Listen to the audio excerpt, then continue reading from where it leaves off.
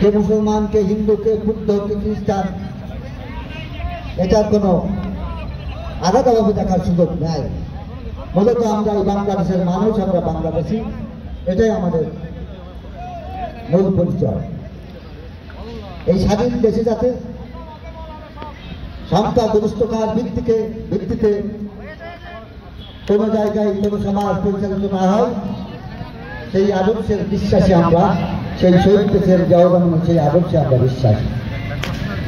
তাই আজকে আপনাদের মাঝে এসেছি, আপনাদেরকে আশ্বস্ত করতে চাই, আমাদের সভাপতি সাধারণ সম্পাদক সহ সম্পাদকের যারা আছেন, নেতৃবৃন্দ, তারা চেয়ারম্যান আছেন, আপনাদের প্রতি অনুরোধ থাকবে এই মহারাষ্ট্র এলাকার মানুষ যেন রাজনীতির বিমুখ হয়ে গেছিল 17 বছর।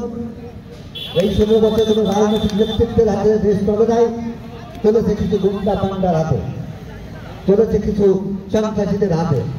সেই পূর্বেই যেন এই আমাদের মহারাষ্ট্র ইউনিয়নে আর কখনো ফিরে না আসে, সেই অনুরোধ রাখবো আপনাদের প্রতি। আমরা সকলের সমাজের সকল স্তরের মানুষকে নিয়ে চলতে চাই। আর আমার প্রধান শিক্ষক সহ যে শিক্ষকবৃন্দ আছেন, তাদের প্রতি অনুরোধ করবো, এই স্কুলটা আমরা ছাত্র জীবনে, আমার বাড়ি সুন্দর করে মাঠ পার হল, এই স্কুলের অনেক নাম শুনেছে, অনেক সুনাম, অনেক ভালো ভালো রেজাল্ট। এই স্কুল থেকে পাশ করা, অনেক ছাত্রছাত্রী মেডিকেল বই, ঢাকা বিশ্ববিদ্যালয়, রাজশাহী বিশ্ববিদ্যালয়, বিভিন্ন বিশ্ববিদ্যালয়ের ছাত্রছাত্রী। আপনারা যে অতীত ঐতিহ্য, সেই ঐতিহ্যকে আপনারা ধারণ করে, আমার বিশ্বাস এখনো পর্যন্ত আপনারা সেই ঐতিহ্য বজায় রেখেছেন।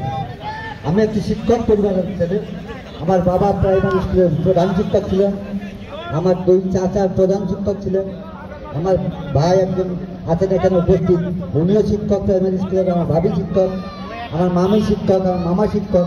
আমরা শিক্ষক পরিবারের সন্তান হিসেবে আপনাদের কাছে অনুরোধ করব, এই ঐতিহ্যটা যেন বজায় থাকে। প্রথমেই আপনাদের অনুরোধ করবো, আপনাদেরকে আমি শিক্ষা বা ইসের জন্য বলছি না, আপনাদের সন্তান হিসেবে, যে আমাদের এই সমাজে দীর্ঘদিন একটু কলুষিত হয়ে গেছে। এই যুব সমাজটা, ছাত্রছাত্রী, তাদেরকে দয়া করে আদব কায়দাটা শেখানো। আমরা আপনাদের হাতে প্রাইমারি স্কুলে যে আদব কায়দা শিখেছি, মন্দিরে, আমাদের মক্তবে, আমাদের হুজুররা যে আদব কায়দা শিখিয়েছে, সেই আদব কায়দা নিয়ে কিন্তু আমরা এখন বড় হয়েছি। কিন্তু এখন আপনারা দেখবেন এই আদব কায়দা খুবই অভাব। এটা শুধু আমার কালীগঞ্জের জন্য